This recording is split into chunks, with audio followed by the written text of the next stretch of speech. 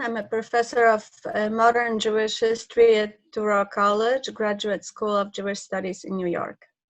Over many years of ordering material at the Center for Jewish History, I had several adventures and moments of great joy and surprise, but I think that the biggest still was finding a file in a collection that belongs to YIVO Institute, which is Philip Friedman's papers, collection number 1258, which is a large collection with a lot of printed material and notes and drafts, but also correspondence. And Philip Friedman was himself a historian linked with YIVO Institute in Poland before the war, a Holocaust survivor and a professor at Columbia University. And he corresponded in the 50s with multiple pioneer scholars in Holocaust research. And I was looking at these folders with correspondence, looking at the network that was created through him, around him, with him as a center. But there was one folder that was simply titled various letters with no name on it, and I left it at the end of the day to just look briefly. What the folder included, among others, as it turned out, were letters written by his sister, Guta Friedman, who started writing to him right after liberation. She survived in hiding. She was actually crucial for his own survival in hiding in Lvov.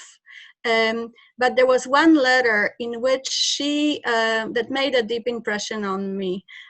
This was a letter, handwritten letter, in which she listed all the things she had given to her classmate for safekeeping. And it was very detailed and very intimate. It included socks and blouses and sweaters.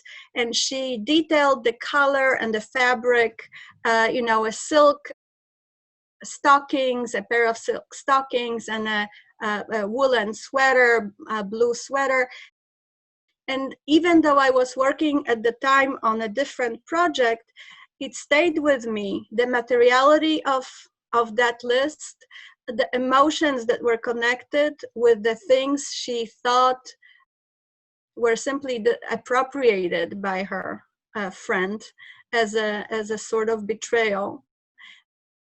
And the need she had to share this with her brother, that these are the items that she had listed and she hoped to recover at the end of her ordeal.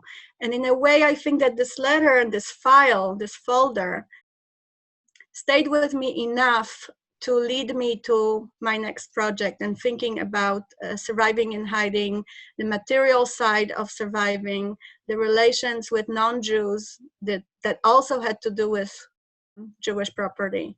And Jewish property represented by things such as socks and sweaters and blouses.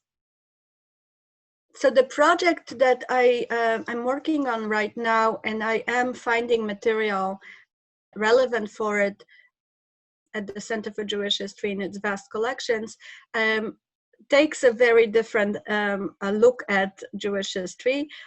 This is on cadaver affair, cadavers as in medical bodies that are used in training of future physicians in early years of medical school, in lessons of anatomy, which were the point of conflict and contention in 1920s and 1930s in European medical schools. I'm looking at East Central Europe, from Poland through Romania, Czechoslovakia, Hungary, Austria.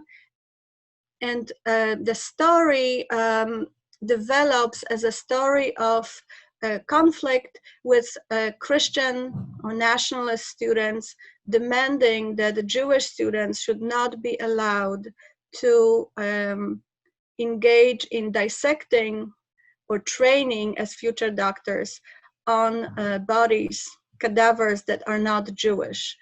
The topic found me. I was working on my forthcoming book on Jewish historians in Poland, and I was sitting in the archives of Warsaw University in Warsaw, looking at very few remaining materials, since the university archives in Warsaw to some extent burned out, especially the interwar files. So I was looking at reports of the Department of Humanities to see whether or not I can find some discussion of the newly found chair in Jewish history, which opened in 1928. And on one side, indeed, there was a discussion of important events in the Department of Humanities, which included history. And on the other side of the same page, there was a report from the Dean of Medical School. And fate had me look at this other side, and what caught my eyes was a phrase that in this spring semester, luckily there was quiet on the front of Cadaver Affair. We have collaborated with the Jewish hospital at Chista Street, and thanks to this, we received a number of Jewish brains. And I must say, I thought to myself, Jewish brains and Cadaver Affair, what is this?